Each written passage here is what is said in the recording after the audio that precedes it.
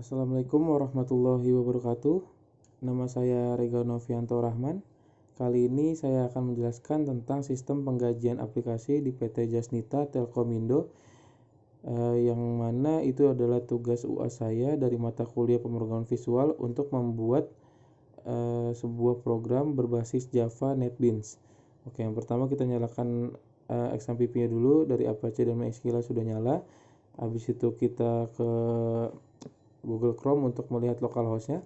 Di sini saya menggunakan localhost Jasnita AGI yang terdiri dari cuti, laporan, lembur, login, penggajian, registrasi, dan schedule.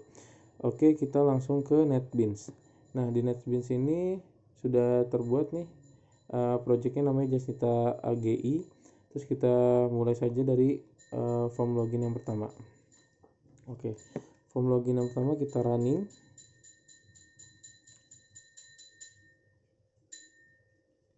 Habis itu kita login. Di sini ada dua level, yaitu ada admin, ada user. Nah, kita coba ke registrasi, ke login. Kita coba ke login. Nah, di login ini kan terdiri dari username dan password yang sudah dikonfirmasi. Nah, di sini untuk admin ada nih passwordnya dan username-nya. Kita coba masukkan.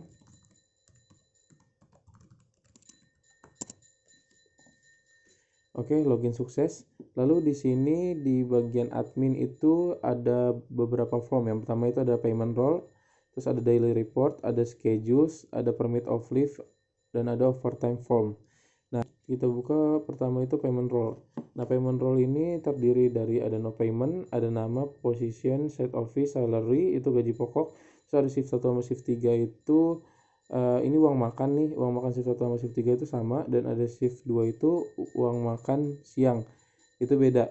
Nah, overtime ini itu adalah lembur. Nah, lemburnya itu dihitung per jam. Nah, per jam dari shift 1 atau shift 3, shift 2 dan overtime ini sudah dimasukkan berapa per jam dan per harinya. Nah, di sini ada total salary. Total salary itu keseluruhan dari salary shift 1 atau shift 3, shift 2 dan overtime. Oke, kita coba masukkan dulu ya. Misalnya no payment tidak boleh sama. No payment misalnya kita 06. Lalu kita masukkan yang lain.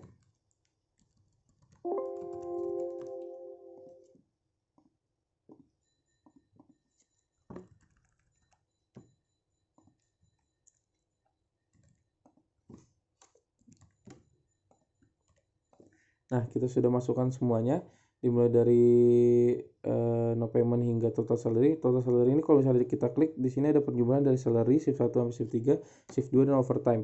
Nah, coba kita save.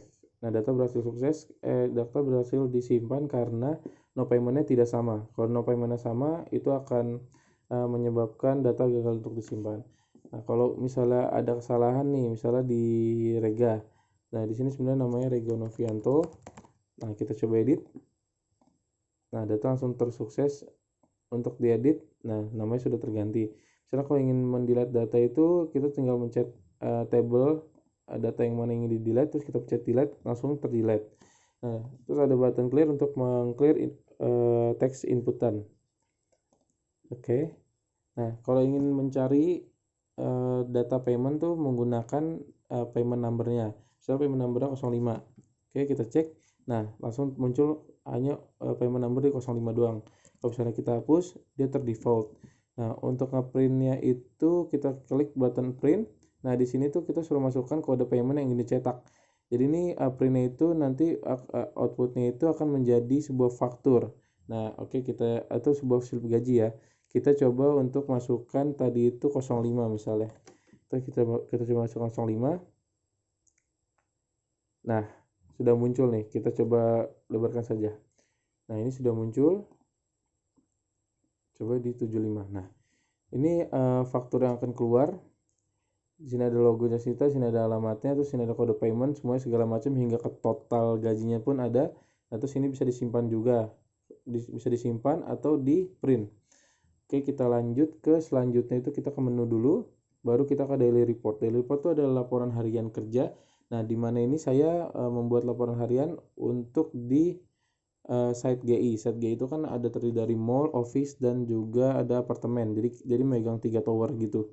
Nah, oke, yang pertama itu kita coba masukkan hari tanggal. Misalnya tanggal hari ini, tanggal 3.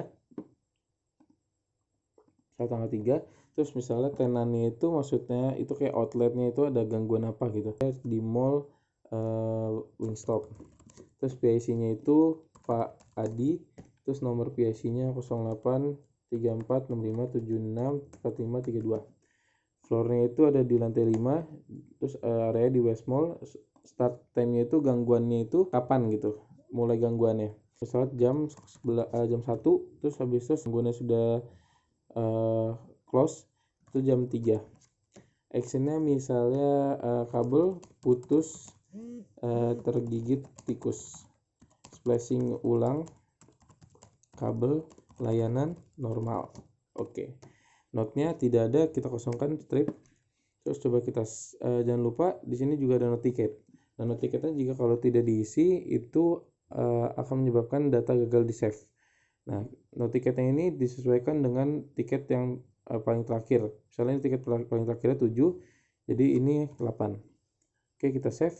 Nah, data berhasil di save.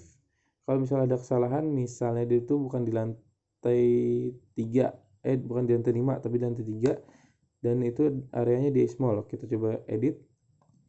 Nah, data langsung tersave nih, small, dan langsung di lantai 3. Oke.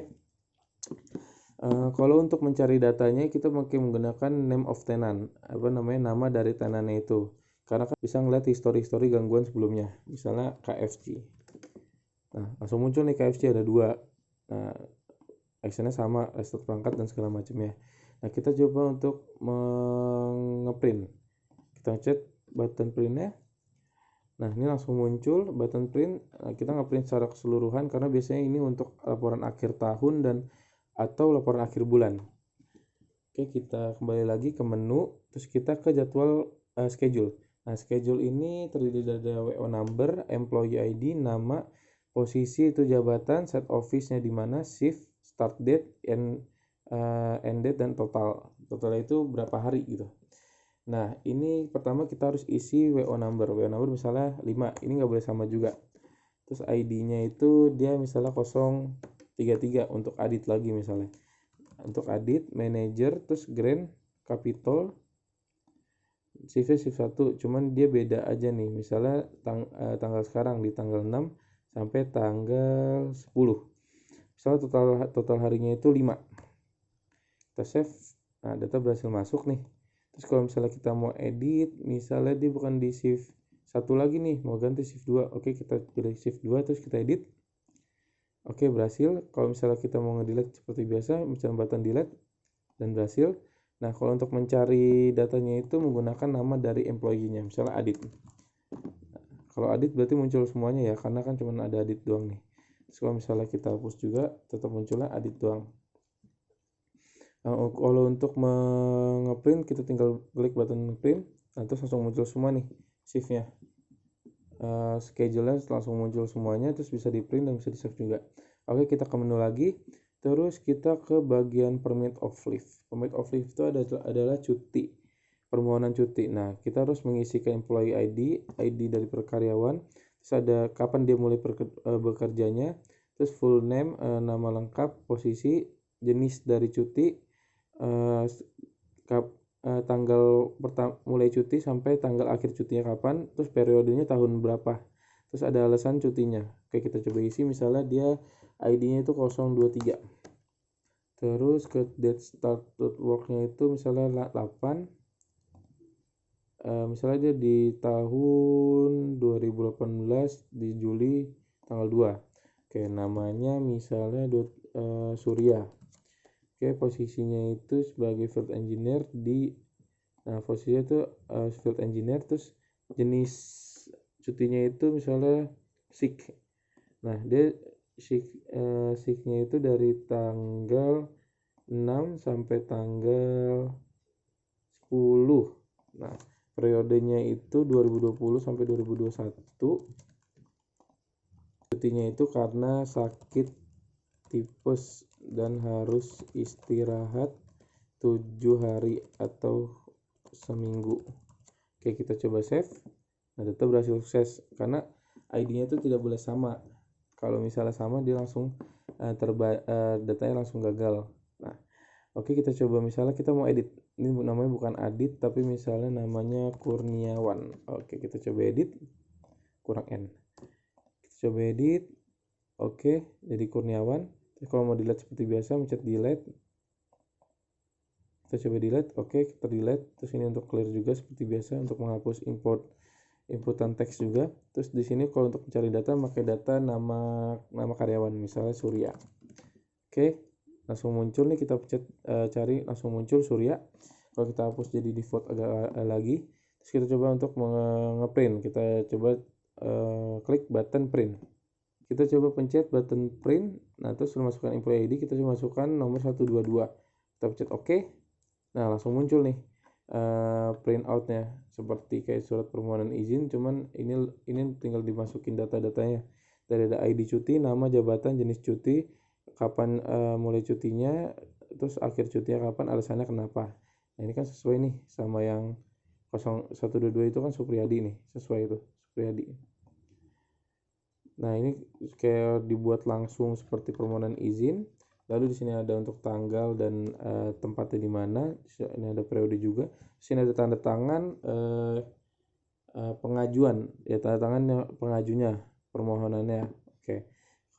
Terus habis itu kita coba ke menu lagi. Terus kita ke overtime form. Overtime form ini terdiri dari ada number.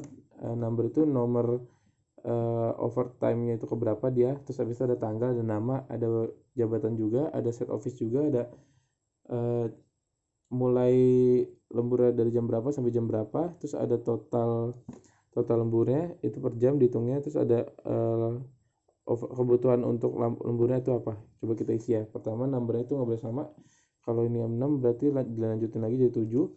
Terus ini misalnya tadi tanggal 3 Juli, terus namanya misalnya Asep, dia itu field engineer di Grand Indonesia. Start time-nya itu dia mulai lemburnya jam 17.00 atau jam 5 sore sampai jam 10 malam. Ditotalin tuh jadi 5 jam. Needs-nya itu lembur backup shift 2 misalnya gitu ya. Oke, kita coba save. Oke, data berhasil sukses. Kalau mau ngedit juga tinggal pencet edit aja. Terus kita edit dulu. Pertama misalnya dia bukan field engineer tapi supervisor, kita coba edit. Data berhasil nih jadi supervisor dia. Kalau misalnya mau delete seperti biasa pencet delete. Nah, terus kalau untuk clear, untuk menghapus inputan ini. Oke, kita coba mencari. Kalau mencari menggunakan nama karyawan, misalnya Asep. Oke, kita cari. Nah, ini langsung muncul nih Asep nih semuanya, data-datanya. Nah, coba kita untuk ngeprint. Nah, ngeprint ini kita buat secara keseluruhan ya ngeprintnya, karena nantinya akan diberikan kepada bagian staff penghitungan gaji, dan nanti kan ini sebagai bukti kalau misalnya dia itu benar-benar lembur atau tidak. Oke, kita ke menu lagi. Nah, ini di admin, menu utama adminnya kita udah jelasin ke semuanya. Lalu kita ke bagian user sekarang. User kita masukkan dulu username password yang untuk user nih. Kita coba masukkan. Lanjut login. Oke, login sukses. Nah, di sini perbedaannya itu hanya pada di menu CRUD-nya, karena dibatasi kalau untuk user tuh digunakan untuk karyawan biasa. Nah, kalau yang tadi admin tuh untuk jajaran supervisor hingga atasannya. Nah, kalau kita coba lihat nih, nah di sini tuh di user itu tidak ada penggajian, karena penggajian tuh dihitung hanya untuk admin saja. Kalau user hanya ada schedule, daily report, overtime form, dan permit of leave. Oke, kita coba di schedule dulu. Nah, kalau schedule dia hanya bisa melihat nih dan untuk mencari nama dari karyawannya, atau nama dianya. Terus habis itu bisa di print juga. Nah, di printnya secara keseluruhan juga. Oke, terus habis itu kita ke menu lagi. Kalau kita ke menu lagi itu ada daily report ya. Daily report itu adalah laporan harian. Nah, laporan harian ini sama kayak laporan harian user. Tidak ada bedanya karena kan bisa diedit juga, bisa di save juga untuk keperluan tutup tahun atau laporan akhir tahun. Dan ini sama juga di printnya. Oke, kita coba ke menu lagi, terus kita ke form lembur. Nah, form lemburnya ini di sini user hanya bisa untuk save dan clear. Kalau misalnya ingin edit atau hapus, bisa hubungi ke cabang atau ke bagian admin. Nah, ini untuk dimasukin juga save segala macam, terus bisa di print juga secara fullnya. Oke, terus habis itu kita coba ke permit of leave. Nah, permit of leave di sini tidak ada table. Nah, kalau untuk user itu hanya untuk mengisi ya, hanya untuk mengisi saja. Jadi cuma diisi employee ID, date start work-nya, kapan, terus nama lengkap, posisi, jenis cuti, mulai tanggal cutinya kapan, akhir cutinya kapan, periode tahunnya kapan, terus alasan cutinya kapan. Nah, kalau habis itu disubmit, terus langsung masuk ke table yang ada di sini nih sama cuti. Nah, cuman di user tidak disediakan untuk edit, delete ataupun delete, dan tidak ada tabelnya juga untuk melihatnya. Oke, kita keluar lagi, terus habis ke bagian menu, habis ke menu. Nah, di beberapa form yang ada di menu ini kita sudah masukkan real date dan real time. Jadi user bisa melihat tanggal sekarang dan jam sekarangnya itu kapan gitu. Oke, kita ke menu lagi, terus kita kembali ke login. Nah, kalau misalnya ada karyawan atau atasan yang belum mempunyai akun, tinggal pencet doesn't have akun. Oke, terus habis itu langsung masuk di sini untuk bagian registrasi. Nah, registrasinya ini diisi dari full name, position, jenis kelamin, username, password, nomor telepon, email, dan alamat. Nah, kalau sudah diregister, habis itu kita coba isi dulu ya. Misalnya di sini namanya Dani, dia itu field engineer, dia itu male, terus username-nya itu misalnya dia ingin Dani Supriyadi. Nah, terus di sini tuh ada passwordnya Dani 123, phone-nya itu berapa misalnya, terus email itu dani@gmail.com. Oke, addressnya itu misalnya Jalan Depkes 2 Jatinegara. Oke, terus kita coba submit. Nah, terus ada muncul message nih, data save successfully, wait for our IT to contact you. Jadi nanti itu datanya tidak langsung terbuat untuk loginnya, jadi masuk ke table registrasi dulu yang ada di sini, lalu nanti dicek oleh IT atau bagian adminnya untuk dikonfirmasi apakah benar dia meminta registrasi, lalu dibuatkan di bagian table loginnya oleh admin atau IT-nya. Nah, baru bisa dikonfirmasi ke yang meregistrasikan lewat nomor telepon atau email. Oke, baik, kita coba kembali lagi. Nah, itu saja yang saya jelaskan hari ini, yaitu tentang sistem penggajian di PT Jasnita Telkomindo. Jadi ini tuh cuman demo programnya saja ya. Ini juga ini sih baru pembuatannya saja, belum diajukan ke bagian admin ataupun ke bagian atasan. Nanti kalau misalnya diajukan pasti ada yang namanya revisi program. Jadi kita ajukan dahulu, baru nanti mereka lihat, terus ada yang kurang kita tambahkan atau ada yang kelebihan kita kurangkan juga. Oke, segitu saja dari saya. Sekian, wassalamualaikum warahmatullahi wabarakatuh.